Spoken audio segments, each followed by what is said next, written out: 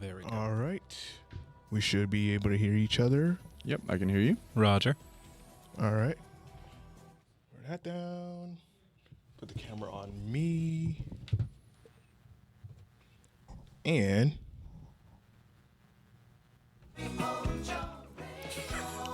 That never gets old. it never does. That's Welcome fire. back to another episode of the South Florida Gamers Podcast.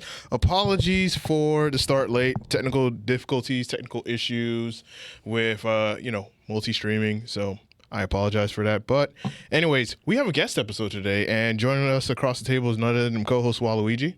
Good afternoon, folks. It's been a hot minute. Glad to be here. This is our first guest episode in a hot minute. Yes, it has been a while, and we're going to go ahead and introduce our guest, and that is none other than Sajuan. Yeah, good morning, everyone. I just say that because it's something I picked up with my brother. But yeah, good morning to you all, wherever you may be. My name is Sajuan. I am a freelance commentator here in Flint a lot, and wherever you can find me in South Florida. I play a lot of trading card games, and I'm going to let our host take the rest of the lead. Absolutely. And of course, as you already know, this episode of the podcast is available on all audio hosting platforms like SoundCloud, iTunes. I mean, you name it, just Google South Florida Gamers Podcast. You'll see us there. Yeah, we're pretty much everywhere. I think, except SoundCloud. I think SoundCloud is kind of dead. Rip Yeah. SoundCloud. Yeah. But other than that, our traditional here on the South Florida Gamers Podcast is that when we do have a guest, especially when it's their first time, we like to get to know we want to know their background story. So share with us, Sajuan, what is your background story? What got you into gaming? What made you become a gamer? So on and so forth. Like, give us that lore. Give us that that journey of you becoming a gamer. So gaming in general, it was a lot just my brother. I played a lot of games with him growing up. I like whenever he wasn't using his consoles, I used them. And we played a lot together, whether it be like Halo when I was too young to play Halo. We played Dragon Ball, like Burst Limit on the PS3, together. That was awesome. And a lot of gaming stemmed from there. Now, to touch up on what I truly love most right now, fighting games, this one actually has a little bit of like more interesting lore because it was back in June of 2019. 2019? Yeah, 2019. I moved back to Puerto Rico. Oh, yeah. And this was after DBFZ had came out. I played a lot. I looked up a lot of videos, and I was like, yeah, I feel like I'm pretty good at the game. Let me go ahead and see if there's if I can go anywhere to play. And I saw that there was a locals at just a random venue off a highway, and I go there. I think I'm good. I go and play. I get 0-2'd, like the usual humbled casual. And after that, I'm like, damn. People can get really good at these games. So I just stalk around. I see all the different games because they were playing Uni, Street Fighter. I think they were playing Exard. I can't remember at this point because it's been so long. But a lot of different games, and Uni caught my eye. But aside from that, I saw the commentary booth. And I was hovering around there for a good bit. And once someone noticed me, they were like, hey, you want to go and hop into the mic? It's like, you really? Don't you guys like? I was super confused, but I of course hopped on the opportunity and I gave commentary as best I could at a casual level because the most I knew about the game was moves. I didn't know anything about frame data. I didn't know anything about a lot of stuff. So I hopped in there, spit whatever I could, and I hopped out. And it's like, I want to do this for the rest of my life.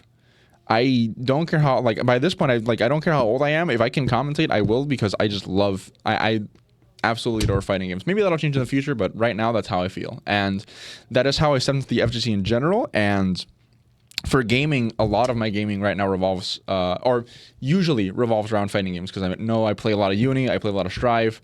But whenever I'm not playing those, Destiny 2 is one of my go-tos. And of course, tomorrow, as a Dragon Ball guy, it's gonna be a big day. Yeah. Yes, it is. I know. cannot wait to mop everyone I see, as everyone is thinking. But yeah, my gaming journey isn't a very interesting one aside from fighting games, but I've been able to connect with a lot of people, a lot of people that have like really brought me to the position I'm at today, where I am so lucky to have so many good, awesome friends that, like you guys, that just elevate me to where I can be like, I can do what I love. Like, this is awesome. Commentating here at Flynn's is awesome. Commentating for First Attack in Puerto Rico, like an actual globally recognized major, is amazing. And I can only do that because of the friends I've made and because of how cool all y'all are.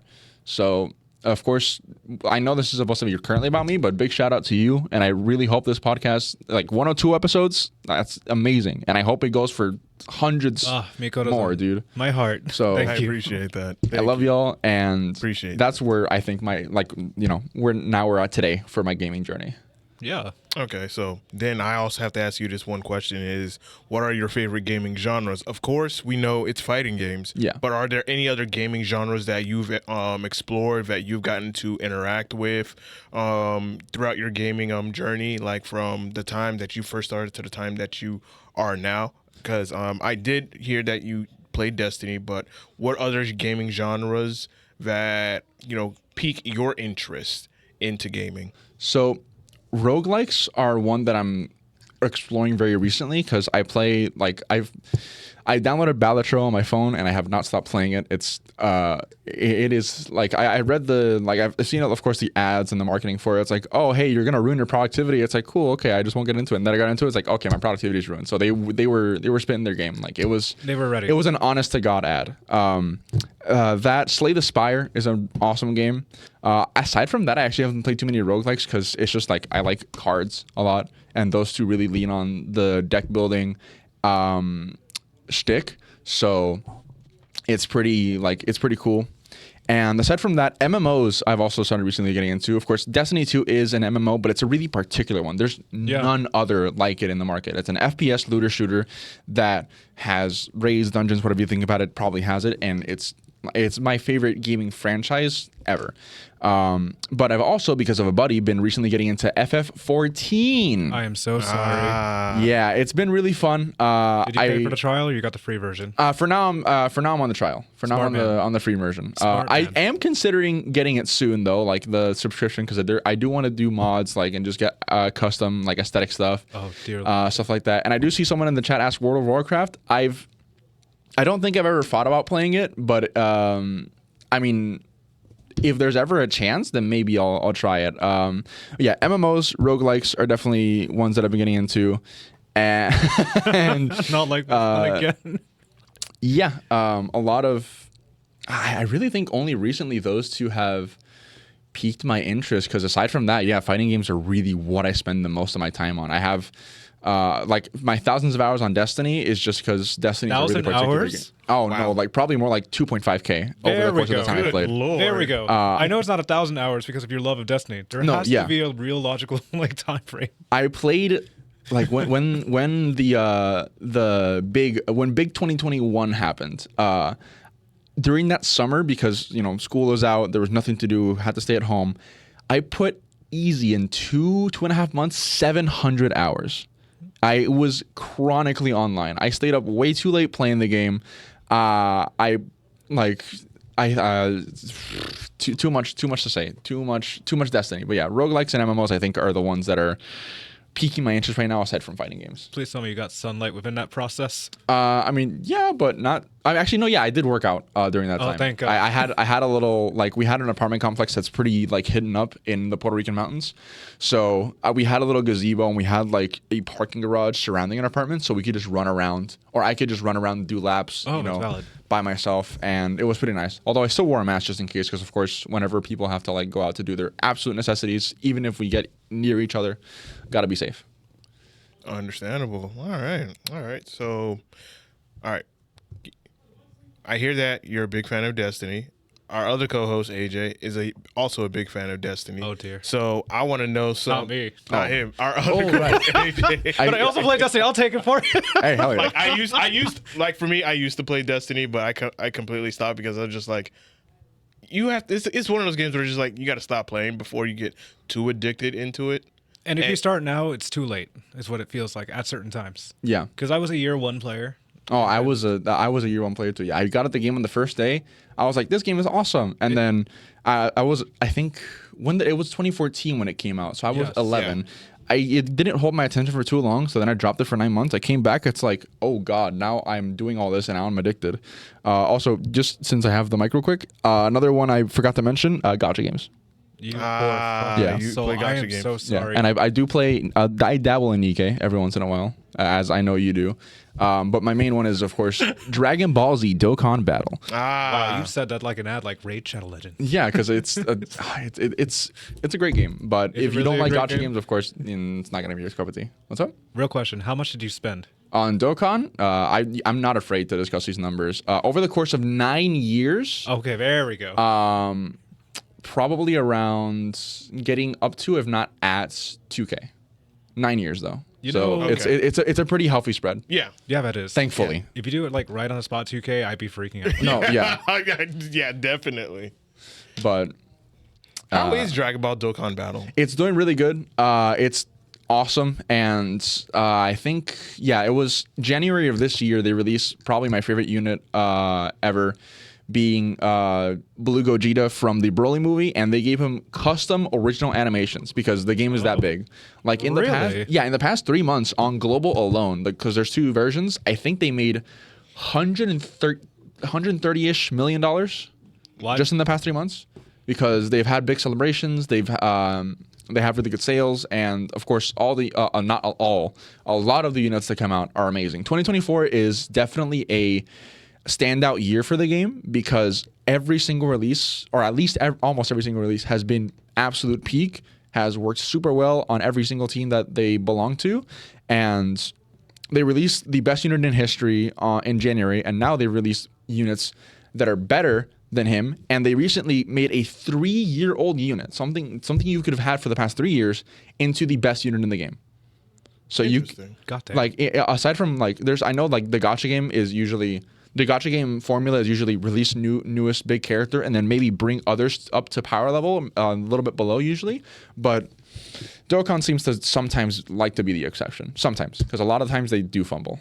Okay. No gacha game is immune to the fumbles. Oh yeah, definitely. That is very fair because as myself, I play Nikkei a lot, and there are times where it's just like you just have a very, very shitty day, very shitty hand, especially when you're doing your pulls and you're just like, oh. Like 80 pulls in, it's just like, it's depressing. And then you're just wondering in your mind whether or not, you know what, do I want to spend an additional $20 and maybe I'll get some better pulls, or do I spend 40 and then increase my chances? It's like it's a gambling addiction. Yeah, it is. And let's go gambling. Let's go gambling. I just love that meme. Whoever made it, bless their heart. Yeah, that Radx flip note. Shout out to you. It's awesome. You got to be really careful when you play gacha games, man. If you have a gambling addiction, do not get into them at all, because it will, especially if you like anime or you like whatever style they go for, because I think there's gacha games for other things. Mm-hmm. It's gonna be it's only a downward spiral. I played one, but I only did the free version, which was like a Street Fighter. Oh, that's not what was that? No, there's a Capcom one I was thinking about, but no, it shouldn't be that one. Yeah, I played it briefly. I did not spend a single dime like a smart person I am. Yeah, no, and there's a lot of good free to play. Like I know a couple of my trading card game buddies I play with. They're all free to play and they have really good boxes. You do not need to spend a single dime to be good. It's just, of course, spending the money does make it easier for you. And for the past like 8-ish, I think, for the past 9 years, Dokkan did not have a pity system. Because I know Nikkei has one, right? If you do enough pulls, you can build up enough currency to where you can buy the new unit. Yeah. Dokkan has not had that for the past 9 years. What they implemented, I think, year 7, I can't remember, was a coin system where when you do pulls, you get a coin for every single pull. So if you do 10 pulls, you get if you do a multi-summon, you get 10 coins. And only when the unit re-releases can you buy them with coins. Yeah. So not in the moment. only with the newest banners that they dropped a month ago, or I think, yeah, about a month ago at this point, did they release a pity system for the most premium banners where you can actually get them, like, if you spend enough, or if you spend enough currency, and you can get them in the moment. But only one copy. Damn. Only one Yeah, copy. it's the same way with Nikkei as well, because I also have, because I do so many pulls to the point where I have enough currency to, like, whenever a new unit releases, I'm debating whether or not do I want to get this or whatnot, or if I'm like short on one, then it's just like, hey, I have enough to get one. If they do a rerun of a certain premium character or SSR character, then I'll just do one. Other than that, it was just like, nah. I think the most recent one, I would say months ago, was their beach summer event. So the ones that I missed out on last year, I was able to get them this year because the fact that I spent so much on getting pulls and pulls and pulls. Like every 10 pulls, I get about maybe like one ticket and whatnot. And then every 10 pulls, it's, I would say, 10 tickets.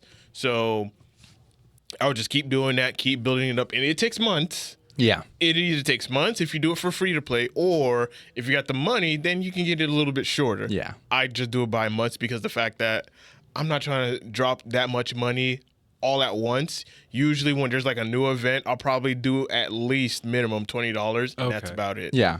I do the same for Dokkan. Like, the event that just came out the past month, I spent because it's units that I really wanted, units that were really cool, and I knew that I could reach pity if I like budgeted all the events that came out and budgeted my my bot stones correctly, because I min-max so much just to spend as little as possible. And I was able to buy a unit that didn't drop for me after like 1,000-ish stones. So that was like what, 50 stones per pull, 1,000. That's like 3, 6, 9, 12, about like 15 probably ish multis. So it's annoying, but the rates are good at least. It's not like it's not like a Hoyoverse rates where if you don't reach pity, you might not pull a character. Because I forgot I play Hoyoverse, and I think from Mr. Waluigi here, I heard that you play Zenless, or no, or No, that's Butters. that's Butters. Okay, I Gotcha. played Zenless, but I only played for like about a good 25 minutes, and I was just like, okay, this isn't interesting. I've Okay, seen fair people enough. play it. I've seen all the horny art, and I've been traumatized. I'm just like, yeah, I'm not touching gotchas. Y'all are fucking weird. yeah, Please go outside and see some Like when I sunlight. looked at Zenless Zone Zero, I was like, okay, this is like looks like a dope, interesting hack and slash game. And then when I've actually played it, and I was just like, no, yeah, I this understand. this ain't it. I thought because I'm thinking in my mind, I'm thinking probably you would do more, or probably you expand your moveset, but that's all there is to it. And you would have to get other characters to do that does other moves to kind of have like your own team to where now y'all can do like different combos. Yeah, you can have the variety. Yeah, it definitely relies a lot on having the characters. But I will say, of course, its execution in animation and at least gameplay feel for me, it's really good. I have been enjoying the game a lot. I haven't played it a lot recently because I've just been kind of like, I don't know. I've been like trying to just either I've been like either getting some trading cards game stuff figured out, or I've been on the rare playing Uni. But I have to start grinding the game again because of course I am aiming to do good at CE Otaku. Hell So- yeah. You need to get that training for Smooth. No, yeah, I really need to. I got really good in the first few months. Had to take a break because of this my an internship during the summer, and I didn't have an Ethernet connection. So, that's not gonna bode well. But now that I'm back, I actually have an Ethernet connection I can connect to and do good. So, I just have to make sure to keep practicing and come down here or wherever Uni's being hosted just to grind out the game. We are having Uni this Friday. You might see me there. Okay. It is Sparking Zero this weekend, but considering I can play it tomorrow and throughout the whole week, I might just pull up. Okay. Yeah. Okay. Just bring your console for Sparking Zero. Be a man. Like I'm gonna have Sparking Zero on my console as well, and I'm also trying to work on getting Sparking Zero on at least 4 Flynn's PS5 accounts. So, people want to play Sparking Zero, come out this Friday. I will. If I need to, I will just TO a mini bracket where people on the side just play Sparking. That would be hilarious. I would love Actually, to. it would be. Because like tomorrow, I'm gonna make sure to like stream the game. I'm gonna play it, and I'm gonna make sure to lab the hell out of any characters that I like. But Sparking Zero is looking to be so good, man. I cannot wait. It definitely is. Like, that animation's crisp. Dude, and I've seen like Bandai has been, or at least the devs have been super good when listening to feedback from players, because just today I was about to show Waluigi like a clip of something that they apparently updated, but then I was like, let me not do that. Game releases tomorrow. I'm gonna look at it all myself. Yeah. So I cannot wait. I don't know what else to say. It's gaming has been it's gonna be on the up and up with this month, and I just have to make sure that I put myself to the ringer when it comes to Uni. And if anyone's watching and knows how to play Uni, hit me up. Yeah, hit this man up. Will do. Another question I want to ask before we move on to our next topic, and that is, did you play any of the Budokai Tenkaichi series like back in the PS2, like Tenkaichi 3, Tenkaichi 2, or Dragon Ball Z Budokai Or 1, 2, Ultimate. and 3? I have played. I've played all the Budokai games. I've played mostly because of the Budokai 1 and Budokai 3 combo deal that came out in the 360. That shit was awesome. I played Budokai Tenkaichi. I think I played all three. It's just a matter of I only played Tenkaichi 1, I think, like handful of times. Tenkaichi 2 I actually had on disc way back when, so I did play that, and then the disc reader on the PS2 or the disc itself got screwed up, so I couldn't play it anymore. Oh, no. But the one I have the fondest memories of is Budokai Tenkaichi 3. Same. That game was amazing, God. and it was on Wii. I played it with my little cousin. I and forgot it was on Wii. We played Bandai. we always had to use the nunchuck and the Wiimote, and we always intentionally got into clashes just to see who could flail their arms around the fastest. And it was it's a childhood state. It was a childhood staple for me. It's some of my fondest childhood memories, playing with my cousin, playing the game just by myself, because that had unlimited hours of replay time as a wee little lad who loved Dragon Ball. And dude, March 2023, when they dropped that trailer, I was like, oh, they're gonna remaster the game. And when the new style Goku came up, I was at a buddy's house and we were playing trading card games, and we were just watching Battle Hour because it was supposed to be the World Championship, I think, for Dragon Ball Super Card Game Masters, now called the Dragon Ball Super Card Game. And we were watching, we saw that. He had told me I had to be silent for the neighbors, so I had to get my excitement out by just running around the place. It was, oh my god, dude! If I was at Flynn's here, everyone in the venue, plus maybe some of the stores on the side, would have heard me like just let my lungs loose, because Oh yeah, I remember the trailer too. Like, I thought, okay, they're gonna remaster it. we're gonna I think we were remaster at Budokai Flynn's when it Tenkaichi 3, happened. man. Yeah. Were we at Flynn's when it happened? No, I was at home. I think it was on a Sunday. Oh, yeah. It was Yeah, on it the was a Sunday, because Sunday was was when everything was getting set up for Dragon Ball. So I remember that. Yeah, and I think it was on during the Dragon Ball World Tour event or whatnot.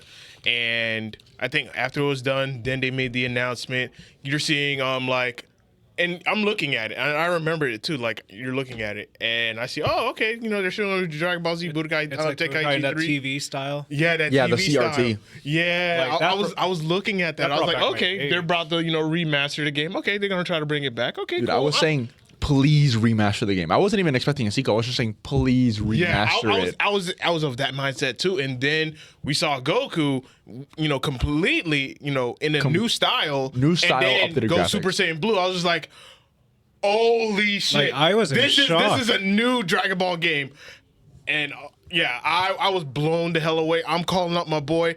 I'm sending him the video. Minutes later, he calls me and bursting on the phone. Hype, like, bro, we were mad hype of this. And then as we saw more gameplay of this game, and even the characters that are announced, Like the character debuts and such. yeah, Yeah. like The my charac- hype just kept going up and up and up and up. If you want an example of good marketing, look at Sparking Zero. They've been doing so goddamn good. They've gotten a lot of the big content creators like Rhyme Style, Syriax, all the good. I think Dado Doya has actually also gotten to play the game. Like, there's been a lot of big Dragon Ball content creators who've been able to push the game. Tomorrow they're doing the stream with all of them that they're gonna play before the game actually goes live, and that's super wow. smart. Like that stream's gonna be huge, and then once everyone's done, everyone can hop on the game, and then they're gonna be able to do exactly what they saw on the screen. The character trailers have been amazing at showing off how stylish the game is, how cool the characters are, how much polish they've given it, and like they've been doing a really good job of course, keeping stuff hidden and also keeping things really well spaced out for trailers. Because I don't think, I think some people definitely expected remember the trailer that dropped recently where they added a bunch of characters from movies? Yeah. Like everyone was missing, and it's like, how they're gonna put them in? Because I know like Z Broly's got to be a staple of the game, right? Yeah. You can't have a Dragon Ball game without Z Broly. You can't have like there was Gogeta and Janemba, like all that stuff. Cooler. And Garlic Jr. Cooler Garlic Jr. We talked about this low key. Yeah. Before the trailer released, we were talking about film characters. I'm like, yeah, there's no Garlic Jr. There's no Garlic Jr. There's no Z Broly. Like, where are they? And then, one trailer, they solved the issue and they made it awesome. And of course, the GT trailer was also amazing. But I'm also kind of recounting all the trailers that had Gogeta, because you may or may not know that he's my favorite character in anything that's ever released. As like everyone's. Like, no, like in fiction. Like I play Uni. Gordo is one of my favorite characters in fiction too. Does not beat Gogeta. I play Guilty Gear like it's no tomorrow. I love Johnny. Doesn't beat Gogeta. I play Destiny 2. No character there holds a candle to him. Like any piece of fiction I see, like nothing has really come close to touching that man. And it's probably a lot of because of nostalgia. Because I remember I watched the movie Fusion Reborn after having rented it from, I think, Blockbuster. Because Puerto Rico had a Blockbuster near my house. And that flipped the switch in my head. It was over. I cannot wait for tomorrow, man. It's gonna be so good. And speaking of marketing, you did say the marketing has been so well for Dragon Ball Sparking Zero that yesterday, for those who are a WWE fan, they had their PLE event, their paid live event, where on the banners you see Dragon Ball Sparking Zero. Yeah. Oh my god. Yeah, it was like everywhere. Like, hey, and even during the commercials, it was like, hey, this has been brought to you by Dragon Ball Sparking Zero. And I was just like, man, the marketing that they are doing for this game is amazing. They're hitting everybody. Yeah. Dude, this game outsold or is outselling pre-orders for Black Ops 6. Yeah. Not any game does that. And for it to be an anime arena fighter. Yeah. Sure, it's Dragon Ball. It's heavily carried by the IP because Dragon Ball is generational, but it's still beating out Black Ops 6, which is a casual gamer. Like, if you think of a casual gamer, you think of FPSs, Call of Duty, Fortnite, all that stuff. It's beating out that. It's beating out one of the biggest franchises in gaming history, if not the biggest. You do not just do that as any kind of game. No. Oh my god, it's really like it's insane the stunt they've been able to pull. I like what they did with the ranking system, I heard. No, the ranking system is really funny because, of course, you're not going to care about balance in a game like Sparking Zero. This game is supposed to be, like, true to life. When you play the character, you feel how, like, you feel the power that they're supposed to have in the moment. And how the rank system works, from what I've been able to tell, is that there's certain points. It's like, if you've ever played, I think... I don't know if Maxi Boost Gundam has this, but it was there's a Gundam also Arena Fighter that has a cost system for the Gundam. So I think you can have the 1500, and they do have that. Your Gundam can only respawn as many times as you allowed for those points. But for this, the rank system, you have 15 points to make a team, and each character scales from 1 point to 10 points. So the Gogetas, Beerus, Whis, and I think one more character, I think Vegeta Blue maybe, has 10 points. But then you have Hercule. He's the only 1 point character in the game, which is really funny. Obvious. So the rank system is going to be really funny because you might see teams with like 5 characters, but they're all pretty mid-range, and then you might have that character master that just has like Gogeta or maybe Beerus and I don't know, like who's a good 5 cost character? Maybe like TN. I don't know, TN. Before Cell Saga. Yeah, before Cell Saga TN, like base Goku, something like that, and they're gonna cook because they know the ins and outs of the characters and they know matchup. Even though the game's combat system is very simplified because of course you have a 184 character roster. You cannot go count. It's 184, I think. Oh yeah, it's a Dragon Ball reference too. Yeah, there you go. Daima and Dragon Ball Goku. Which, by the way, they need to give more Dragon Ball representation in the game. We need DKP. I know that we have the costumes for Roshi and for Yamcha to give them the OG Dragon Ball outfits, which I understand. I can let that slide, but we still need Demon King Piccolo. We need Tambourine. We need. Oh my god, you are spitting right now. Like Super Android 17. Oh yeah, we still need Super 17. I not completely there? forgot about that. Oh, shit. I'm still jarred by the fact that they had the GT trailer, but they didn't do Super 17. It's And really funny. Nova Shinron. Nova and Ice. We need. I don't even think the old. Did the old Tenkaichi games have the other Shadow Dragons? I can't remember. No, but I would say Tenkaichi 3 had Nova Shinron. And I yeah, think they had had Nova Super Ice. 17. I think. I think there's just only Nova Shinron. Yeah, I think Yeah. they had Nova and Ice. I definitely vividly remember Ice because I played a lot through the original story mode for Budokai Tenkaichi 3. It was really fun. Oh my god. You know how nuts it would be if they pulled Granola? Oh, dude, if we get Granola, Moro. if we ever get manga characters in a game, That's gonna be nuts. it's gonna change the landscape of Dragon Ball completely. Because if a game gets to touch that, that means a lot of other mediums for Dragon Ball are able to use that as well. And the moment we get to that point, like again, it's either they release the anime first and then everything starts coming out for the games. Dokkan, Sparking Zero, Xenoverse, not Fighters, I forgot. Games pretty old by now, but hey, Fighters 2, I wouldn't mind. Whatchamacallit, like the moment manga stuff gets to go mainstream or whatever whatever issues are going on internally where manga stuff can't be used get resolved, it's gonna again change the landscape of Dragon Ball media entirely. At least I would think, because the manga stuff is really restricted to the manga, promotional art stuff in Japan. Over here in the West, we don't have a lot aside from just I keep saying the word manga a lot, but it's really all we have. We don't have any representation in the anime, of course, because we don't have the new anime yet. We just have Daima coming out, which also I'm extremely excited for. Rest in peace, our goat Tsuruyama. And whatchamacallit? I mean, yeah, it's just it's gonna be crazy when manga stuff finally comes out into the mainstream. You know what I'm interested in seeing with the new Dragon Ball Sparking Zero, like if it happens later down the line, is if we get the characters from that Super Dragon Ball Superheroes or Dragon Ball. So that's Super Dragon Ball Heroes. Yes, Dragon Ball Heroes characters would also be monumental in Sparking Zero because Oh my God, the I forgot only about other that. place where I think Dragon Ball Heroes cards is Dokkan. Because Dokkan has had a collaboration with Dragon Ball Heroes where Dragon Ball Heroes actually had released some Dokkan trading cards that you could use in the machines in Japan. And Oh, in I forgot exchange, about Dokkan is able to actually give us like Dragon Ball superhero cards. We've gotten Limit Breaker, Super Saiyan 4 Vegito. We've gotten Hearts. We've gotten Meki Cabra. All those characters. Super Saiyan 3 Vegeta, Super Saiyan 3 Gohan, Super Saiyan 3 Trunks. All the cool stuff. Super Saiyan 4 Bardock. The list goes on. Yeah. But if that gets in Sparking Zero, this game will never. It's gonna be so hard to top it in the future. Chaos will be emerging. Yeah. Yes, because like if you've seen the recent DLC for Xenoverse, I think they show how much they would want to do like Heroes content, because I think if I remember correctly, like a lot of the new stuff airs in a similar vein to some stuff that Heroes does. And I know that Xenoverse would have been the perfect environment for Hero stuff to have been released, but I don't know. Again, I just don't know what it is where they can't capitalize on it and they can't actually like put the stuff in the games. I don't know what it is. I wish I knew, because it's probably something internally where it just doesn't allow them to do that. Right. Okay. Wow, that's a lot to take in for Sparking Zero. Oh yeah, it's gonna be a huge game. Like a lot of like, there's even people right now. If you look on Twitter, like people are playing the game early. Yeah. They're playing it early. Edgar. Calling him out.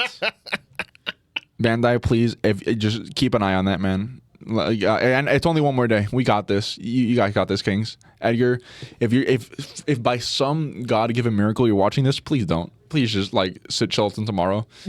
Please. I'll be joining you on the streaming at the legal time when the game is released. Thank you very much. Message sent. But yeah. Yeah, I'm excited for the game. I know AJ's excited for the game as well, because he's been hyping the hell out of it, and he for the longest he was like, I know they're gonna make GT characters. I know it's gonna come. Like that man I showed him the manifested. trailer, and he lost his shit and was like, you know what? I'm happy. I'm good. This game's day one. Hell, I might even buy the Ultimate Edition just for the hell of it, due to the fact that, A, this is going to be the one Dragon Ball game where I feel like it's going to cater to everybody's needs. And for those that grew up on the Dragon Ball Budokai or Budokai Tenkaichi series, like this is the game for us. Yeah, Yes. this is Yeah. like every growing person's dream. Like if you were young as hell playing like the PS2 days and such, this should be your game. If you're in a PS3, if you've seen the Ultimate version, this is your game. If you're new to Dragon Ball and got into the culture, this is your game as well. It does not like diversify anybody. Yeah, it's been promoted everywhere. People there's even 2 control schemes. One for the classic players, the ones that have played this for the decades that it's been out, and there a new control scheme that they think is going to be more adaptable to the newer audience. Yeah, and it's a great thing to do. You shouldn't just like stay on arcade control schemes because, of course, like ergonomics and controllers and gameplay styles change. But So catering to those who still like remember, and I know there's people practicing right now, like as we speak, there's people on emulators probably playing Budokai Tenkaichi 3 and just like grinding out whatever characters they have, because I remember I watched the video from Zeriax where he's a Majin Vegeta like fanatic, and he mentioned like I've practiced Majin Vegeta combos on Budokai Tenkaichi 3. When I went to Sparking Zero, he could do the exact same inputs and the combos came out as they were a decade earlier. So the devs behind this are passionate. They know exactly what what they're doing. And of course, it's a really nice way to, like, the control schemes are a really nice way to introduce a new audience into what is going to be a generational achievement. Absolutely.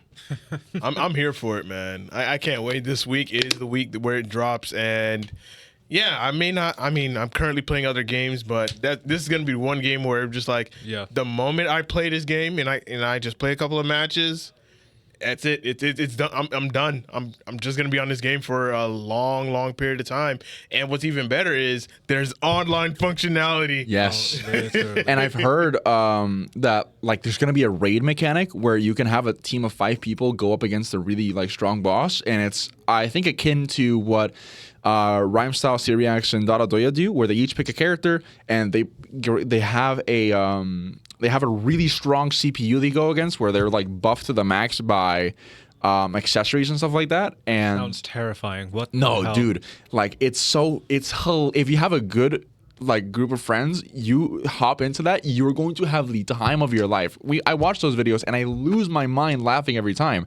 And getting to do that now in a real in a real Budokai Tenkaichi game where there's online functionality, you don't need to use like Parsec and stuff like that. Oh my god, it's gonna be true. hilarious. You don't need Parsec. Yeah, because like with Parsec, you have delay, you have stuff you're gonna have to deal with. But with this, if at least the netcode's good, which it's gonna need good netcode to sustain itself, it's gonna be so fun. I really can't wait. Although at the same time, it doesn't need robust netcode because, to my knowledge, you have a team of 5, but only one person can be out at a time. Of course, this is in Xenoverse where it's like a full-on arena where like 20 million things are happening at once. This is a 1v1, but there's still teams where you just switch in and out of characters. But it'd be really cool if you can control your own character. Damn, you which can't is do probably how it's gonna Kaizen work. and jump all at the same time. It's Be really funny, but if anything, that's definitely a later thing that they could do to like probably enhance the game's life, because this game can have a really long lifespan if they definitely try, because everything they release right now is perfect. This can hold itself for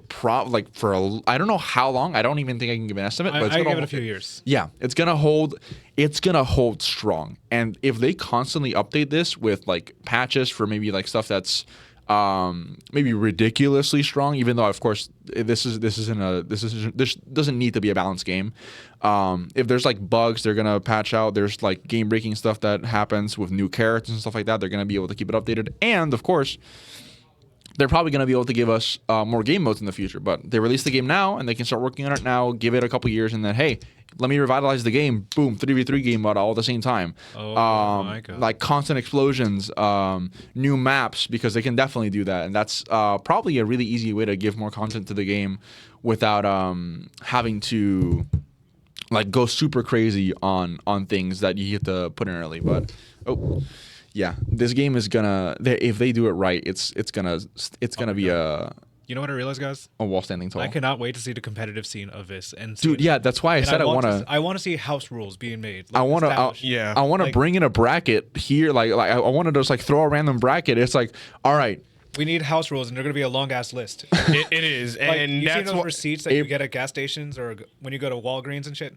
I want it to be that long. April Fool's only Hercule tournament. I'm in. But I also got to see like the competitive scene, like U.S. versus Mexico. Oh, dude. Because the one thing that everybody Yes. should know, Mexico are the real Dragon Ball fans. Yes, Yes. dude. The like Budokai Tenkaichi has had like even the faintest heartbeat because of the Mexican scene because of Yeah, modders. literally. Like I've tried to mod the game before. I didn't know how to because I was a kid and I haven't done it recently. But Budokai Tenkaichi 4, a lot of the mods that you see online have the Spanish dub clips because it's the Mexican players doing it, and it's amazing to see. It's hilarious to see all the like newest stuff, and even like if you've seen the clip of Jesus boxing MUI Goku on Yes. Budokai Yeah. Tenkaichi Yes, I 3. have. Yes, I have seen like, it. We get the funniest mods, the craziest. It's The just fusions it's, are so cursed. I love it. It's hilarious, and it's all like a lot of it is because of the Mexican community. So shout outs to And them. it's not And it's even, amazing. we're not even being racist, even though like both of us are Latino, we're like actually dead serious. No, yeah, and Latinos just love. I know, like again, I grew up on it. Like, there is a whole like saying about Latinos loving Dragon Ball for a reason. Like, it's really like literally the realest thing. like it's super real. It might be made in Japan, but it's made for Mexicans. Yeah, it's a beautiful thing. Like, oh my god, I can go on about this, especially like Oh, the yeah. Tournament of Power scene. I don't know if you remember that. Oh, Where they dude. bootlegged it. Yeah, That is the most like patriotic thing that we can do. it's so. Also, the fact that in Mexico they just put up the Tournament of Power like in Japanese. not in Japanese, but like they had viewings like outside. Yeah. For the show when it was Goku versus Jiren. Yes. And I remember there's also a poster for like Yes. a more interesting kind of club where like if Goku wins, everyone got a dance. A free dance. It's hilarious. And then you also hear the stories of my God. Japan sending cease and desist letter to Mexico for like streaming Dragon Ball Super, the episodes like outside, like it's such big audiences, and they just They're we're like, gonna what are you keep doing it. It's like, what are you guys gonna do? Yeah, they just kept doing it, and it just Dragon Ball has such a power, man. It will make people like. It'll even make the cartel stuff. Yeah, I definitely think those are memes, but it's No, really I think it's funny. serious. Like, It's really low-key. funny because there probably is a modicum of truth to it. Yes. At least a modicum of truth. It's like, hold on, we can't beat your ass, but Dragon Ball's on. Sparking Zero's dropping tomorrow. There's gonna be a drop in activity. Yes. So it's amazing, man. All right. So one thing I do want to say before we move on to our next topic, and that is the fact that it's good to see that with Dragon Ball, like we have gotten much better games these past couple of years with Dragon Ball. We 'cause, definitely have. like Sparking Zero being one of them, Dragon Ball Kakarot being Yes, another Kakarot one. is awesome. Dragon Ball Z. Fighter Z has been really good. Xenoverse 1 and 2 has been really good. So I would say from the PS3 era where it was like kind of like, you had what was that one game? Raging Limit. You had Burst. you had Raging Blast 1 and Raging 2, which were Blast pretty 1. good, and they're definitely they were confirmed by the Zero devs that they were like spiritual successors to the Tenkaichi formula. Yeah. But they weren't like actual Tenkaichi games. They definitely had their own style. Yeah. And let's not talk about Ultimate Tenkaichi No, because no. I love that game as a kid, Right. and honestly, I can still play it today just because a lot of the visuals are really cool and I like the art style. But gameplay is It's a little clunky. Yeah, it's terrible. so low. What was I gonna But say? oh, I was gonna say one more thing. go for it. Y'all remember Budokai 1 where you had to fight Raditz? Oh, dude, we had to Yes. hold Raditz back. Like, if I don't see to someone with a line it modern up. PS2 controller with their joystick half broken, I know they're not serious. Dude, yeah. Oh my god. God, I had Yeah. to bring that memory back where you're just like grinding your freaking joystick. I remember. And I think they have the option of like joystick or buttons for the mashing sequences in Sparking Zero. I can't remember if that is No, the case. I want to break a joystick. But I ain't trying to break no joy. I remember like I think there is joystick spinning in Sparking Zero, if I remember correctly. Again, someone correct me on that if you can in the chat, please. That'd be great. But it's been really good. Like I would say from PS4 to PS5 era, I would say most likely PS4, and then I would say with Sparking Zero being PS5, Xbox Series, like this is ushering a new wave of Dragon Ball games. So looking back at the PS4 era of all the PS4 Dragon Ball games, they've been relatively good. Yeah. And it's been catering to different niches of the community where if you want the arena style fighting game, then Xenoverse would have been the game for you. Yep. If you want the 2D style, then Fighter Z would be the game for Yep. you. And if you want the action adventure exploration, then Dragon Ball Kakarot would have been good for you. So And if you want something on the weirder palette, then Breakers is there. The Oh, yeah. asymmetrical, Oh, yeah, I remember the that. asymmetrical survival game, which is really funny because of how I think the game, to my knowledge, is pretty polished and pretty cool. But of course, considering it's such a niche game, and for A 4v1. for probably the most interesting IP to have it in the first place. I know the game is at least still alive right now, but I hope it continues to succeed. It's a really funny game. I forgot about that game. Yeah.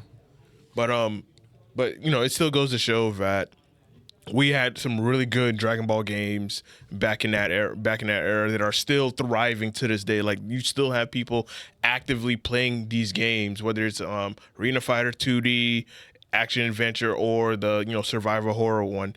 You still have people still playing these games, and it's a good thing. So Yeah. now Sparking Zero come out. Now it's like pooling everybody from those communities to Sparking Zero. All into one. Yeah, all into one, Hell yeah. and it's going to be great. I cannot wait to see a lot of content, even the created content, because of the fact that with Sparking Zero, you also have the Custom stories. Custom stories. That's Yeah, going to be. gonna be hilarious. It's I gonna be cannot wait cursed. to see so many people's different storytelling of just with different Dragon Ball characters. I want to see the voice acting behind it. I know people are gonna have people. Oh, dude, yeah, people are gonna dub those definitely. I should just charge my voice right now. It's gonna be hilarious.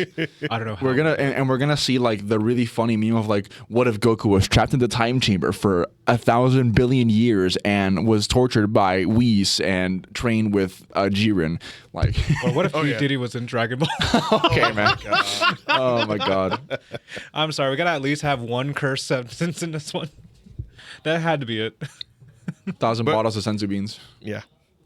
The only thing I am waiting for, because I know it's gonna happen, and it's only a matter of a couple of days, and that is the meme of Yamcha going up against Big yes. Shinron. Someone's gonna hop on and make that the first thing they do. I want to see definitely- an Ultra Instinct Yamcha. You're gonna have to. Oh, dude, the mods for Sparking Zero. Oh my god, this They're gonna be game is terrible. going to Yes. be insane with how much potential the mods have, and especially with how good the game looks. If modders can figure out a way to I don't know, just, keep their mods the same style, it's gonna be explosive. That's a lot of artwork. Oh, Yeah. But dude, modders are dedicated, especially for Budokai Tenkaichi and Sparking. The modders, this game is gonna explode. Oh yeah. It's gonna be crazy. Even recolors are just gonna be the just custom palettes are probably gonna also be the really popular mods. That's true. All right, our next topic, if I could find it. I think I still got it. Yeah. What are your current thoughts on the state of gaming? On the state of gaming, wow, that's I feel like it's a loaded question because I don't think about it a lot, but I think the current state of gaming is a really weird one because we have a lot of amazing releases, i.e. Sparking Zero. When did Elden Ring come out?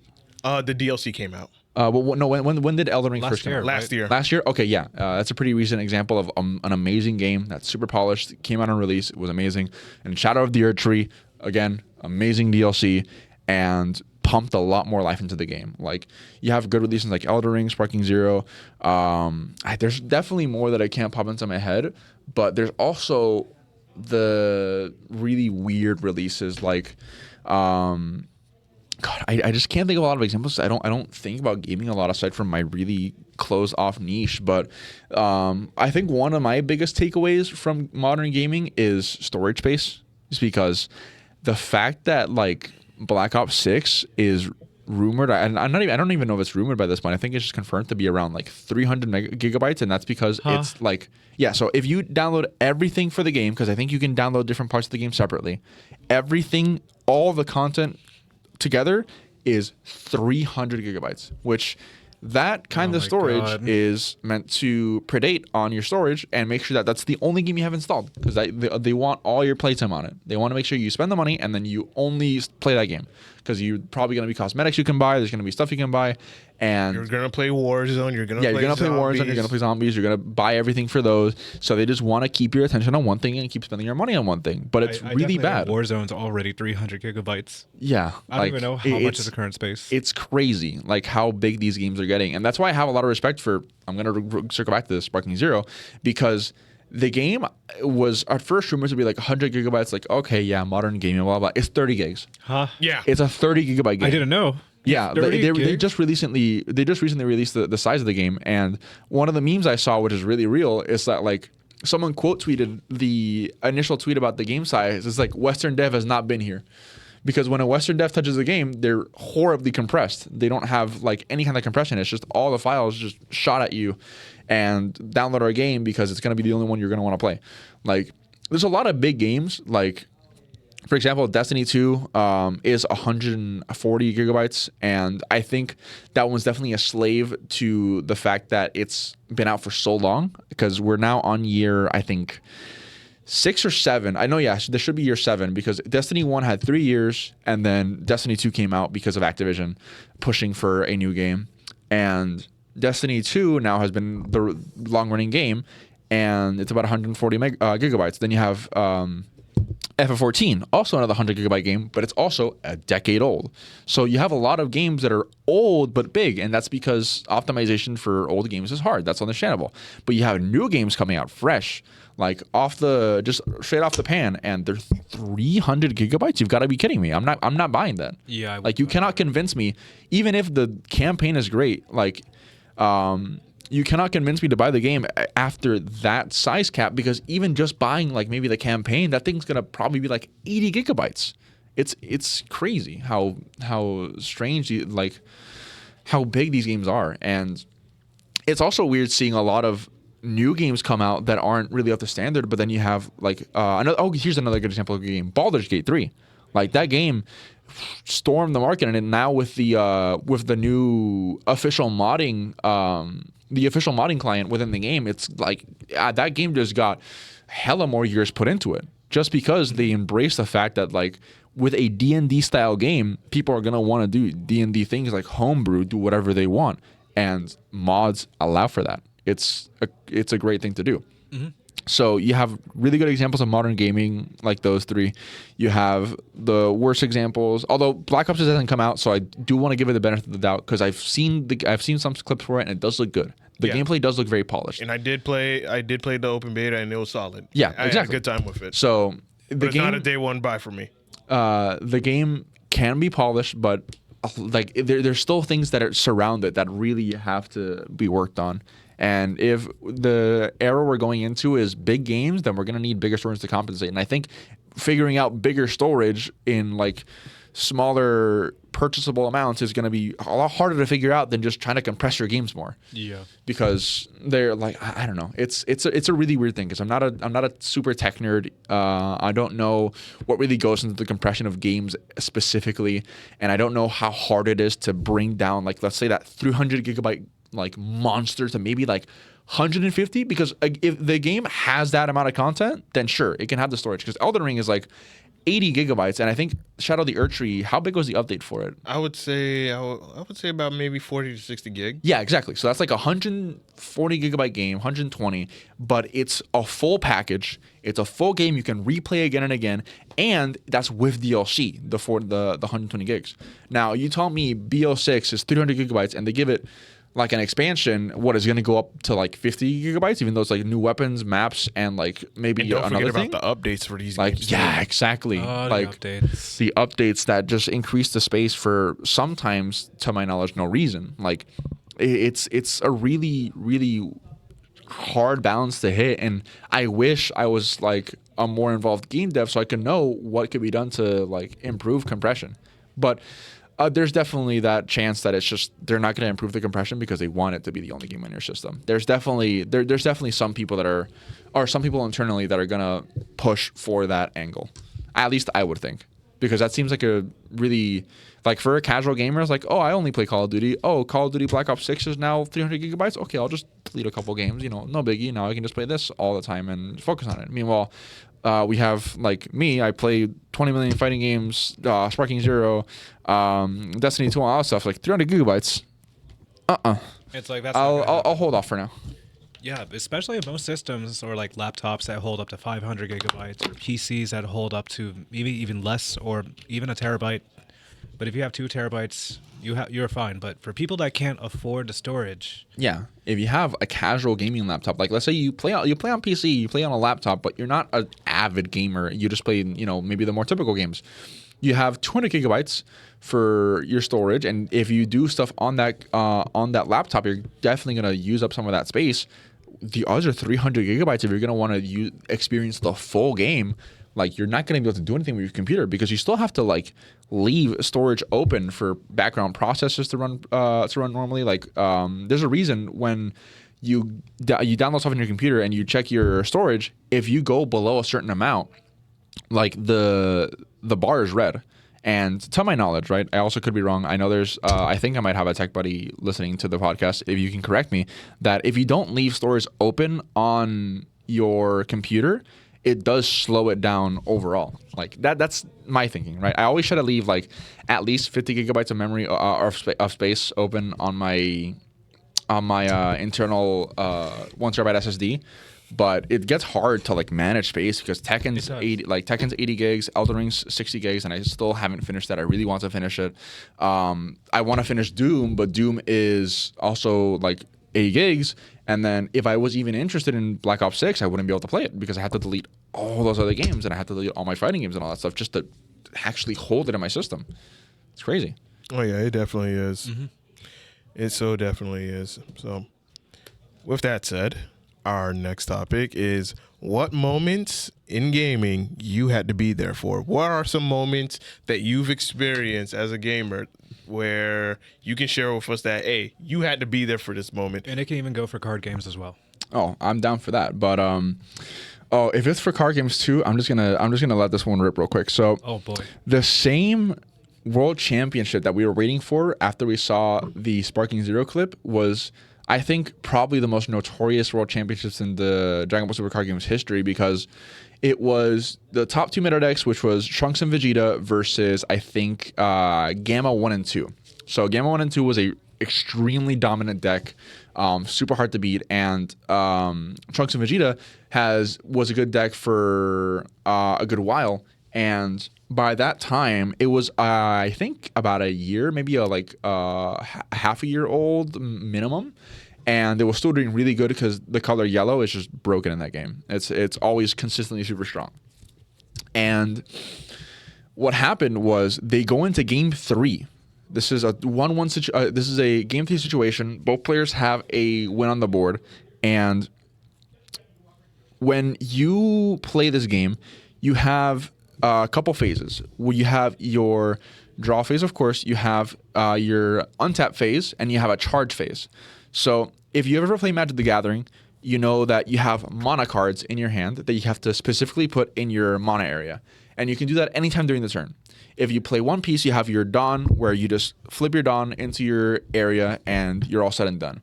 In Dragon Ball, what you have to do is you take any card from your hand and you put it in your energy area. But you can only do that during your charge phase. What happened was the Gamma 1 and 2 player, I think, was going second. And I don't remember if they charged their first energy or not, but they missed charging one of their energy. So when they were going into grand finals, they were 2 energy behind the other player. And for One Piece perspective, I think that's like being 2 Dawn behind because you just didn't put the Dawn in. And you forgot it. So you are extremely behind in a game that's super energy efficient because you're tapping 1 energy for a boss monster that has multiple effects. Like, let's say a boss monster. So, you know, some One Piece cards that attack and then restand themselves? Yeah. So, like Zoro. Here we go. So imagine a Zoro that has banish and attacks twice. And also board clears. What? And also bottom decks one of your opponent's life. Wow. So they don't get a card from their life to their hand. Their entire board is cleared. So and they attack twice for the biggest attack stat you can give them, you can get the game 40k. So it's in like 5, 10, 15, 20k, 40k is one of the biggest stat lines. And this is for 2 energy. So imagining being behind on that, where you're at 2, the opponent's at 4, they drop that on you, and you just get cooked. So having an energy advantage, like having a 1 energy advantage, is already insane when you're going first. But having 2 when you're going first, that's a disadvantage to the other person. Like he actually still brought it back. By the way, that championship was amazing. He played out of his mind and almost brought it back. But that 1 energy that he was missing is what would have won in the game, and he didn't have it because he forgot. It's crazy because. Like now there's a meme like or at least for a couple months back then there was a meme like, oh hey, did you charge? Hey, don't forget to charge. You don't want to be a world championship player and forget to charge. Like, so how nuts were you going when that happened? Dude, when we all noticed, the room freaked out. It was like we were all stunned. No moments like we all like collectively gasped. It was insane. Like he realized halfway through, he's like, yeah, he realized like he already did some stuff during his turn, and we were like, he forgot to charge. He forgot to put that in energy, and now he's in energy behind, and now he's gonna get mollywopped. And again, he still played out of his mind. He almost did win, but that 1 energy is what was missing. Oh, that's unfortunate. Now, another gaming moment that I really love, and this is one that hits really close to home because it has to relate to Puerto Rico and the FGC scene there, is CEO 2021. My first ever major. I went. That was ours too. Yeah. Really? Wow. Okay. That's serious. Yeah. Damn. I thought okay. Quick sidetrack. I was talking like when I came to Flynn's and I talked to Waluigi and I talked to Herbs and I talked to everyone. I was like, damn, it's cool to be surrounded by a bunch of like FGC old heads. But then I realized I've technically been in the FGC longer than this guy. Yeah, that is true. I have been in the FGC since 2019 because I've communicated. I've like talked to the Puerto Rican FGC. I played. I like and got heavily invested into it. And you came in. I think you said 2020. Well, yeah, actually, for CEO 2021 is my first major, my first actual fighting game tournament. Yeah, exactly. Like I went to locals a bunch. I did I commentated a major first attack before I think you even competed. Like that's crazy to think about. And I'm only 21 right now. Like I'm currently 28. Like it was just crazy to me. I thought to be an older FGC member than at least Waluigi was like insane. That's still but nuts. That aside, CEO 2021. I go and I'm mostly there to support my homies from Puerto Rico, Mono PR, Yes, Ajax Fidelity, I know him. PR Big Buck Jackson, Solid Hands, like. Actually, we've already said the effort. Solid Fat Pants, my goat, and all of them. And it was Street Fighter, the game where like we're mostly invested in because because Fidelity and Mono are both playing, and Mono makes it to top 8, winner side. So we are on the moon right now. Like Puerto Rico is showing its stuff. Mono's going crazy with Fong of all characters, and we finally get to top 8, and he actually has to play Punk in top 8. What? He mollywhops him in the first game they have, so Punk gets sent to losers. Grand finals, it's a run back because of course it's Punk. You're not gonna not see him in grand finals, and if you don't see him in grand finals, that just means he had a bad day. This was not a bad day for him. Mono was just going crazy. So we get the grand finals, and Punk destroys Mono the first set. I'm pretty sure. I think it was either 3-1 or 3-0. Like Punk ran his game all like how he needed. But Mono played it so cool, knew exactly what he had to do during the downtime between reset and the next games. And after that, Mono once again proceeded to I think 3-1. I think it was 3-1. I can't remember if it was 3-0. 3-1 or 3-0. Sweep Punk. And he looked so strong during those games, man. With Fong of all characters. It's so funny. Because of course, like we've all known like Fong from Street Fighter V as being one of the worst characters in the game, and here he was beating what is still considered to be one of, if not the greatest Street Fighter player in history. Again, with such an unknown character, and I think that's definitely something that helped them because surprise factor is crazy big in fighting games and trading card games. I've had a nickel for every game where surprise factor is really important, because if you have a surprise deck that's really good that you bring to a regional, you're gonna go crazy because no one knows how to play against you. And in a card game, matchups are exponentially harder to learn because you have to learn what every card does. Actually not exponentially harder. They're about the same difficulty because you have to learn what every card does, how to play around them, what you need to side, all that stuff. For fighting games, you have to learn the frame data, what works well against a character, what doesn't, what can you do against a character, what you can't do, what's their strengths, what's their weaknesses. There's a lot of stuff to take into account. And when you don't practice for Fong, when you have a character master bring him in, it gets crazy. And that, I will always cherish that moment, because there's a picture like floating around, and I think I have it on my phone, I just have to find it, where after Mono got that winning throw on Punk, everyone that we was watching, including me, stormed the arena. Like, they stormed the wrestling ring.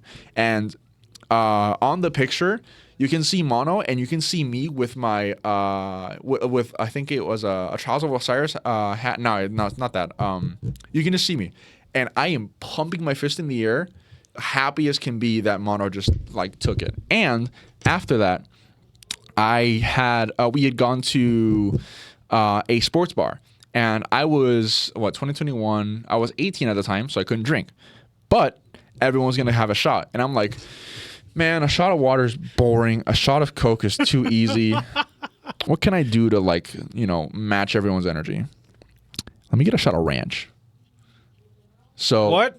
I ended up doing a shot of ranch at the sports bar for my goat, and the staff was so invested. It's like, I think the manager came over and said, "Hey, you had the normal ranch. Do you want the red Cajun ranch, a shot of that, on the house?" Like, hell yeah, bro, let's do it. And that one was finally the one that took me out, because the first one, and when I took the first shot, I was like, damn, I really like ranch. I wouldn't do that again, but I like it. So whenever I can have ranch, sometimes I actually do get it. But the second one is what actually I couldn't stomach it. I actually ended up having to I accidentally spit it back out. Oh my god, are you serious? Yes, I had a whole ass shot of ranch, and I'm making a tradition. Like, if I get top 8 at CEO Taku this year, I'm taking another shot. That's gonna happen. I'm gonna try to find the exact same sports bar we went to, because it's near International Drive, and I think I can remember which one it is if I look at the signs outside, but I can't remember the name off the top of my head. I have to see if any of them remember, but I'm gonna try to find it. I'm gonna get a shot of ranch if I get top 8.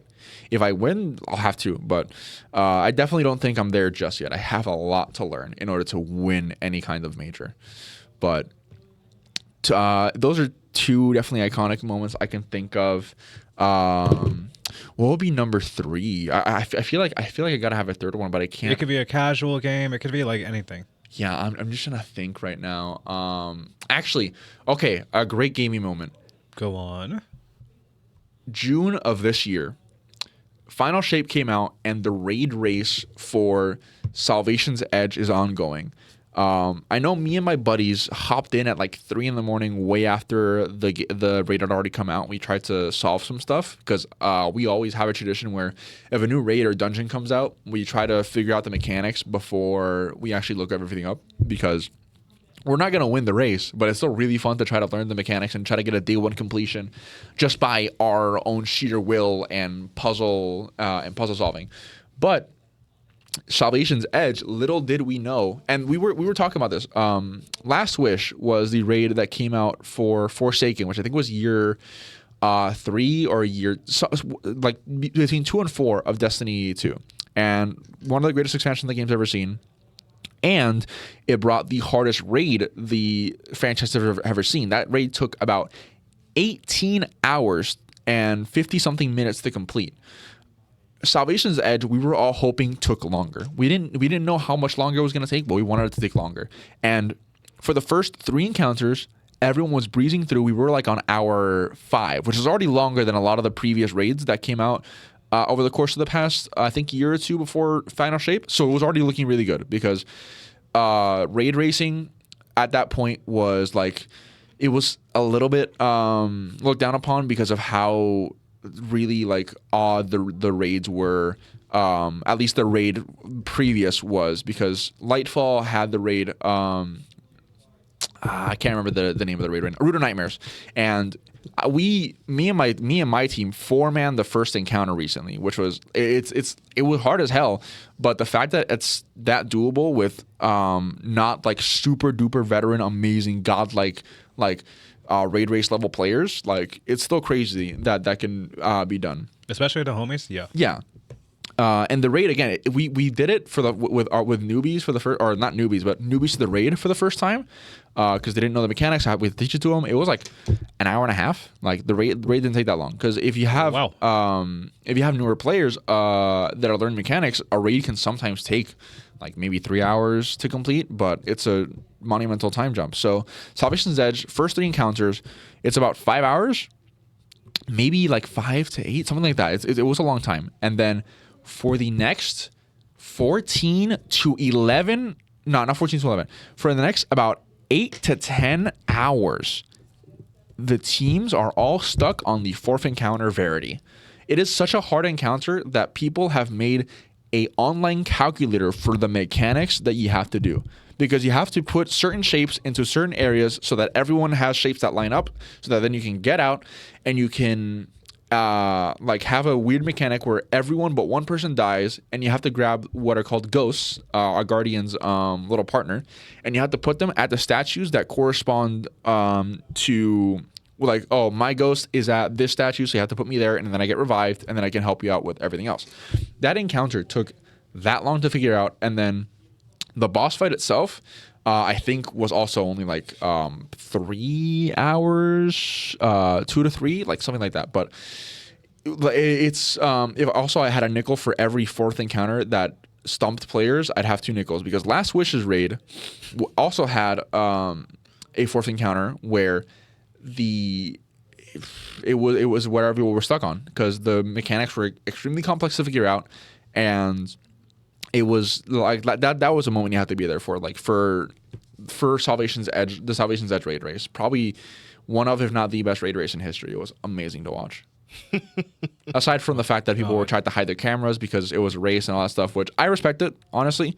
Like, you're racing, and if you really want to take the top spot, hiding your cameras while you're streaming and just like letting the autoplay or some stuff like that, like, I understand it. But of course, there's going to be other racers where they just have their cameras on and they have their gameplay on the whole time, and they will, while information is getting sniped from them, because information is key when it comes to a raid race, there's, mad respect on both sides, in my opinion. But I know that's definitely a controversial like thing for raid racing. But those are my 3 moments. Yeah, I love. Oh wow. Yeah. Those were some really good ass moments. Oh yeah, I love this. When it comes to Destiny raids, like, even for me, that's where I just tap out. I would say the longest one I've done was about 5 hours. Yeah, and it was with myself and a couple of people that I served with when in the army. Like, and I'm pretty sure they remember this, because it was I think it was Destiny 1. Yeah. Where when we tried to do the very first raid, and we all got, no, it wasn't Destiny 1. It was Destiny 2. We all jumped on, we all hopped on or whatnot, we all linked up, and I just remember spending hours and hours on it. We had one buddy that was all the way in California while the rest of us are on the East Coast side. And I just remember staying up hours on that one, because I'm just like, bro, I am like so mentally tapped out. I'm tired. It is like 3 a.m. I want to go to bed. Yeah, there's the dichotomy between players who just hop on to have their fun, and then there's me, because every time I hop on D2, I'm like, I want to do a raid. I want to do like maybe King's Fall, maybe I do a little bit of Last Wish, maybe I hit up some Root of Nightmares. Like, every time I hop on the game, I want to do some high level activity, because I love the puzzle. Even though I know all the mechanics and I know how everything does, it's so satisfying to always complete it, even if it's the most basic mechanics. Because King's Fall is a pretty easy raid. Vault of Glass got easier now, but it's still actually pretty in depth. Root of Nightmares is baby easy, because it's just playing tag. There's a better way to say it, but I can't remember the term right now. So you go from really easy raids to Last Wish and Salvation's Edge, which just like kick your butt. Yeah, my only raid was the Leviathan. Leviathan was Yeah. awesome, and Like I'm 2017. Yeah, it was the Yeah. Leviathan raid. that was we the first did. one. I think it took me 3 hours with some random friends online, but I never touched a raid ever since. Yeah, Yeah, Leviathan was same. amazing, right? Though. It only took me 2 runs because the first one I actually glitched into the first part of the game and I was just stuck there. A little bit of a soft lock. I like it. Yeah, I was just AFKing and I'm just doing all these poses and stuff. I'm like, hey, this is good for pictures. Yeah. Never showed the pictures online because I didn't know how to use social media back then. Oh, I understand. Yeah. Our next topic, and this is one we're gonna ask you. What are your gaming pet peeves? Gaming pet peeves. The shit you hate. Arr, arr. They can go for FGC, TCG, however you want to do it. I've never thought of. I don't think I've ever thought about this question. Gaming pet peeves. Wow, this is weird. Players, internet. There's like a whole list of examples. Oh, I mean, this is a really typical one. Like for any fighting game player, if you've ever played online, one and doneers. That's a pet peeve. Yep. That's pretty easy. Aside from that, wow, gaming pet peeves. Yeah, one and doneers is like the first one that comes to mind, and I think that's like the only one that comes to mind. Like, I guess storage space is another one. Like, I hate that all the games are taking like a bunch of space, but that's, I think, more of a gaming landscape discussion than pet peeve. I mean, even though it still can count, but yeah, storage space and let's say one and doneers because I want to keep playing, and rage quitting isn't a pet peeve because it's just really funny. I like the fact that like being like it's just rage quitting is funny. That one I don't mind, but unless I'm about to rank up, in which case, come on, man, couldn't let me have it. But yeah, pet peeves, storage space, and one and dones. I really don't think.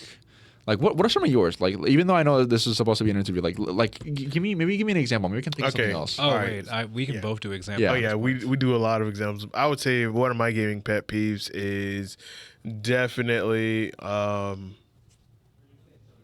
I just drew a blank in my mind. I gotcha. But I would say my one pet peeve is the PS5 Pro.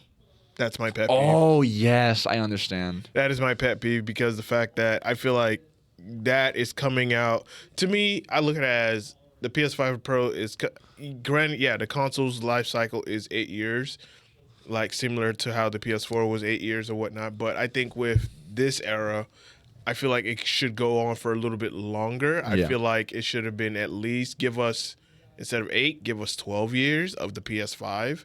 And then you can introduce the PS5 Pro within the 6-year mark. So that way we can at least get even more games out of the PS5. The only problem with that, and this goes into another pet peeve of mine, is that majority of the games that are coming out on the PlayStation 5, I would say a good chunk of them are remasters and remakes. Okay. And it's getting ridiculous. Now, granted, I do try to play some of the newer IPs.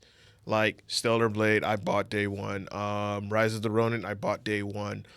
Helldivers 2, bought day one, and I enjoyed it. I try to change my taste in gaming, and for me, I'm jumping more into JRPGs, and I'm enjoying them. But the fact that with the PS5 and you have the PS5 Pro, I feel like it's way too soon for a PS5 Pro because I've mentioned this on previous podcasts and, of course, even on social media that when we made the jump from the PS4 to the PS4 Pro, it actually made sense due to the fact that this is just making games perform a lot better. Yeah. Versus when we're looking at the PS5, which to me and to many other people, the PS5 is pretty much the PS4 Pro 2.0, just a little bit better. It's not that really much of a jump. And then when you look at the PS5 Pro, it's like it's really not that much of a big jump like it was with the PS4 and the PS4 Pro, especially when it comes to games and games performance. The best way you could have sold me on the PS5 Pro is like, hey, this time we are running our games at 120 to 240 hertz, where you can play your games at a much higher hertz rate. All games are going to be running at 60 frames per second minimum, not 30, 60. And regardless of whatever resolution you want to play it on. Now, 4K 60, I understand that's a little bit hard, it's a little bit rough, but if it's a game that is 1080p, like 1080p 60 should just be the standard going forward. And with some PS5 games, I always play on a performance mode because I rather care about the performance of a game rather than the visuals. I play on a 1440p monitor. Most times I can play games at 1080p, or if it can go up to 1440p, that's fine. Visuals, that's not a big problem to me. My big problem is just the performance. Does this game perform well if I play it on this newer hardware, on this newer console hardware? If not, then what is the point other than just it's a visual upgrade? That's when I look at the PS5 Pro. It's more of a visual upgrade. Yeah, it can play games at 120, but not every game is playable or has that option to play at 120. PS5 can already do games at 120. You can play Street Fighter 6 at 120. You can play the newest Call of Duty at 120. Several other games that you're able to play at 120, especially with action adventure games as well. You can play them at 120, but not every game you can play at 120. I would say make the PS5 Pro a standard for games at 120 or 240. And I know I'm taking a little bit of a long time over this, but I just want to reiterate this point, and that is the fact that you also have the competitive shooting community. If you really wanted to go after people who are in the competitive community, like the Valorant players, because guess what? Valorant is now on the PlayStation 5. Call of Duty is on PlayStation 5. Apex is on PlayStation 5 and whatnot. If you want to go after that community, that esports competitive community, then you could introduce the PS5 Pro and then introduce like a PlayStation very own keyboard and mouse, because you could use keyboard and mouse on a PS5 and on a PS4 as well. So you could cater to that community and be like, hey, play on our console for your competitive gaming experience. So now you're also catering to that demographic of gamers who want to get in the competitive scene. And with PlayStation buying out Evo, they're already pushing PlayStation tournaments each and every week. So you do that, now you're trying to get more people who are casuals into the competitive scene, whether it's just with shooters or even with fighters. I feel like that's the direction PlayStation should have went, but they're just focusing on remasters and remakes, and it's just like it's getting boring. Two pet peeves that you just unlocked for me: too many remasters. Yes, because I've seen the same complaint, and it's like these games, I haven't played them, so it's maybe it's a little bit hypocritical, but they looked like they hold a lot on their own. They looked like they do hold up a lot to a lot of like modern day standards. So why are we remastering them when there's games like Bloodborne, for example? I'm gonna show that game. Bloodborne needs a remaster. I haven't even finished it. That game's amazing. It needs a goddamn remaster. 110% needs a remaster. And there's like again, there's bring it to PC. Yeah, bring it to PC. Whatever they can do to put some pump some time to that game. That game needs something for the modern era because it's something that deserves it. But Horizon Zero Dawn, like, I know there's people who love it, and I know one of my friends really loves it, so he doesn't mind the remaster. But the game, I think, is too early for a remaster. Yeah, the game is not that old, to my knowledge. So why are we remastering something that, sure, by today's, like, by now is, not old, but maybe it doesn't be seeing as much play, but you have Bloodborne, which a lot of people still love, and it would get a lot of new and good reception. Like if you saw how Elden Ring did, Bloodborne, Demon Souls, that too. Demon Souls got it on remaster. But like, you know what's the worst of remaster? What? Do you remember Last of Us? Yes, I was about to talk about that. We've talked about this in multiple episodes, but it's just a disaster. It's like, hey, Last of Us 1, Last of Us Remastered, Last of Us 2, then there's the Last of Us Dual, or like the remastered gold version.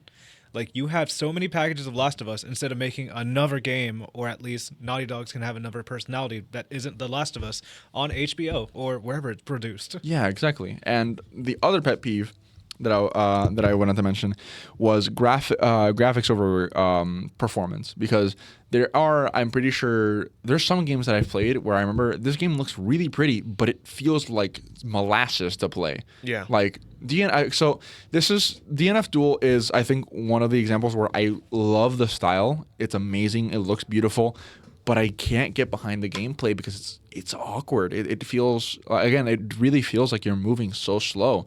And I thought at the beta the game was great, but when I played it more and more, it's just like the less I actually like the controls, and the less the less the gameplay feel keeps hooking me in. And graphics can really only do so much for me, because I honestly don't mind if a game is stuck at 1080p and some other like maybe lower modern standard settings, as long as the gameplay is phenomenal. Like, Right. I am really a gameplay over graphics guy. In probably 70% of situations, there are some games where I really want a combo of both to be really good, but I'll still be able to probably look past it. But thankfully, Sparking Zero is going to hit both sides. Hell yes. But yeah.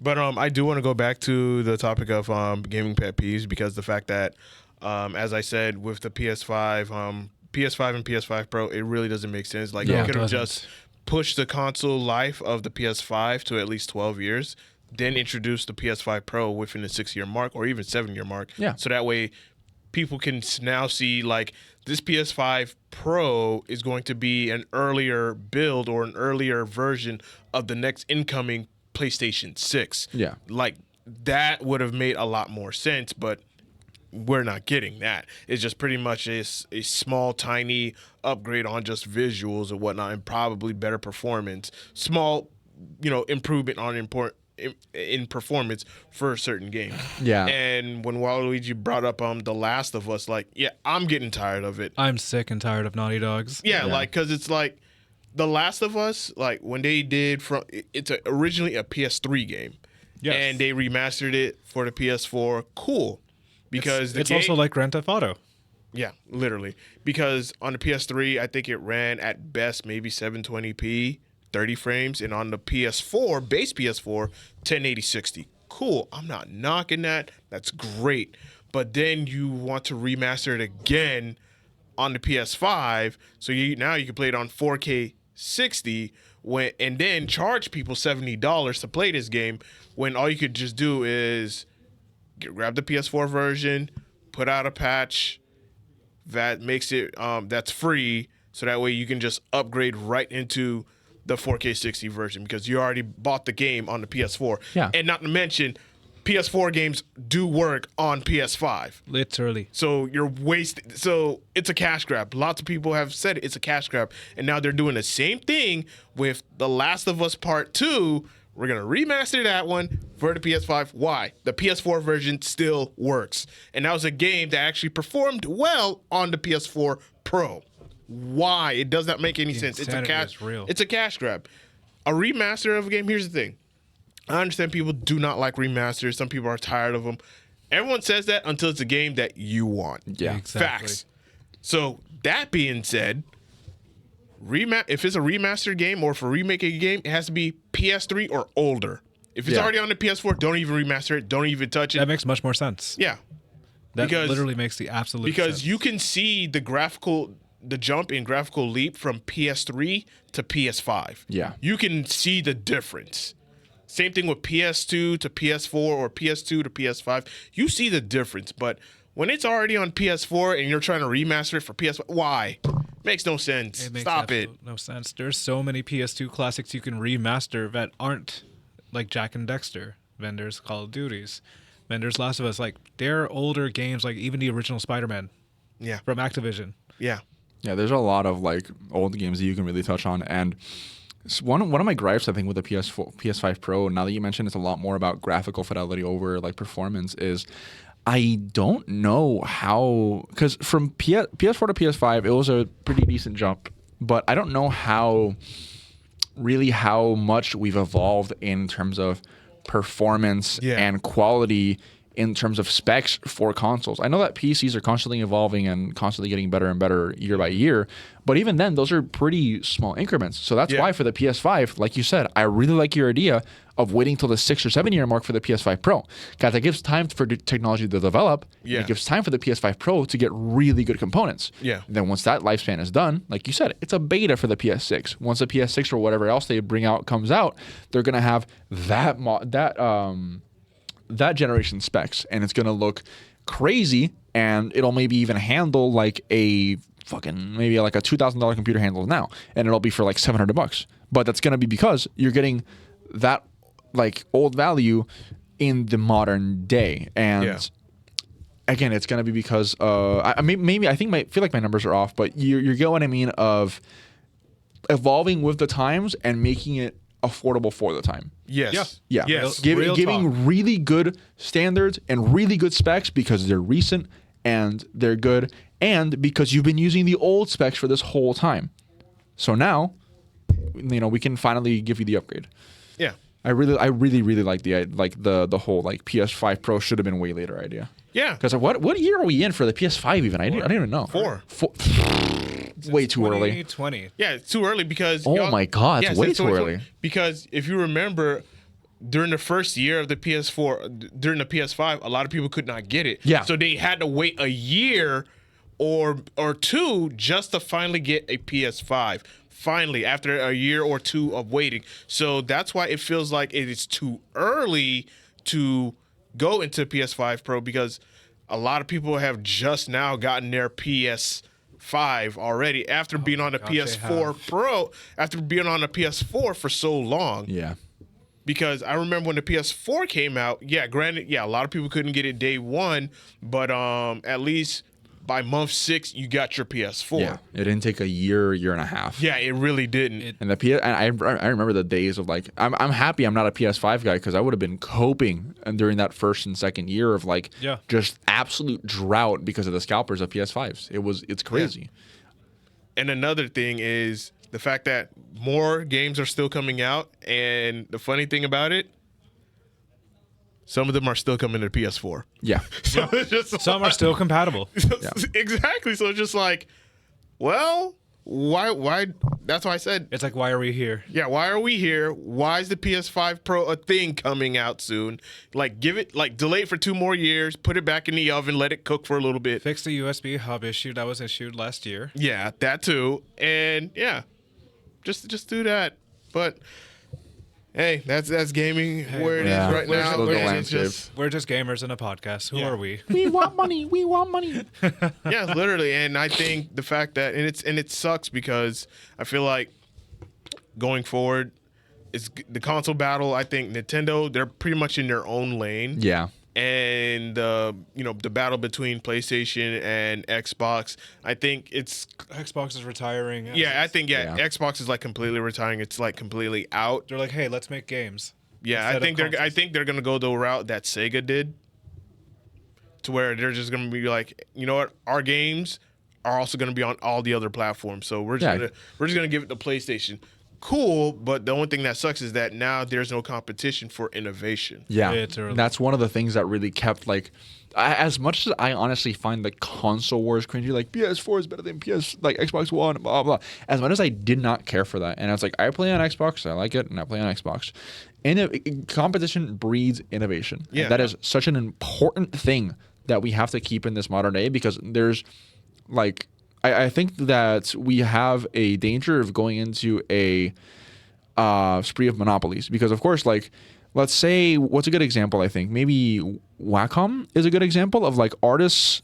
If you wanted the top standard for a drawing tablet, Wacom is the one you always looked for. And again, any artist in here, correct me if I'm wrong, but like when I think of good drawing tablets, I don't think of like two companies. I only think of Wacom. And for gaming in the future, I really hope that we are not just thinking, oh, what console do you want to get? Oh, just PlayStation. Of course, that's the only one on the market. Yeah. Aside from, Nintendo Switch. But like you said, that's their own lane. A PS5 or a PlayStation cannot compare to a Switch, because they both have extremely different purposes. A Nintendo Switch is supposed to be something that you can do portably, and it caters to a much more casual audience, where they're playing games to relax. Like, for example, like the Animal Crossing, or they're playing more stylized games like Splatoon. It's a much different market compared to the super duper, because Nintendo's of course mainstream, but the super duper mainstream of Call of Duty and all that stuff, where you're buying a PS5 and that's the only option you get. Like, how are you gonna innovate if you don't have the other person to push you? Yeah. and it sucks because I don't. Here's the thing: I don't want Xbox to go out of business. I want Xbox to be better, like be better, put out games that are exclusive to your console that makes people be like, you know what, I need to buy an Xbox to have this game. And the fact that now they're pushing Game Pass and being available on PC, Live services, pretty much. yeah, live services, like, yeah, it's gonna make them money in software sales, but now you're just giving people an incentive to not even buy your hardware anymore.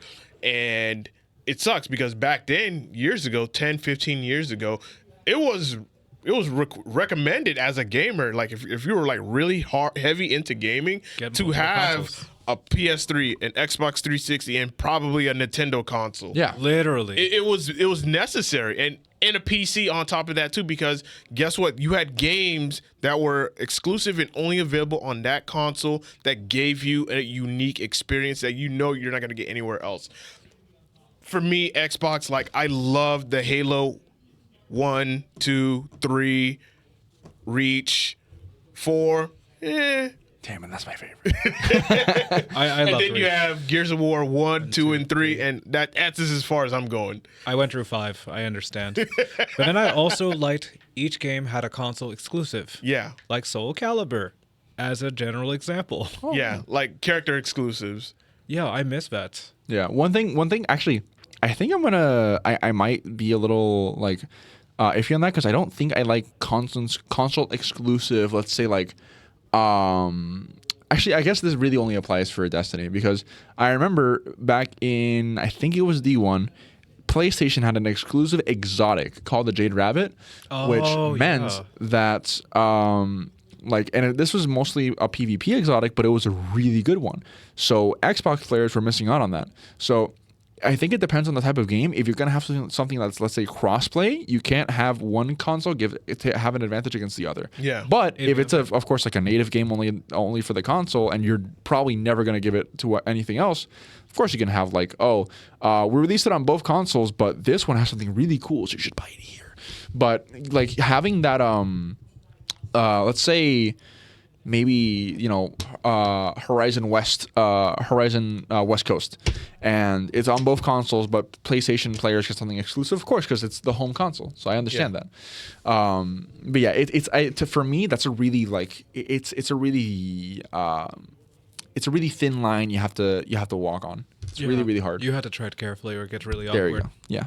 And my last pet peeve before we decide to wrap this up is I hate timed exclusives. Yes. Yeah, that's where fair. it's like, hey, it's gonna be available on this console or on this platform for about a year. Like PlayStation games, exclusive games being on the PlayStation console for a certain amount of time, and then maybe 2-3 years later down the road, all right, we're gonna put it on a PC at full price. Yeah. Feels pointless. Yeah, it's just like PlayStation. Regardless of doing that, you're still not gonna entice PC players to buy your console. Yeah.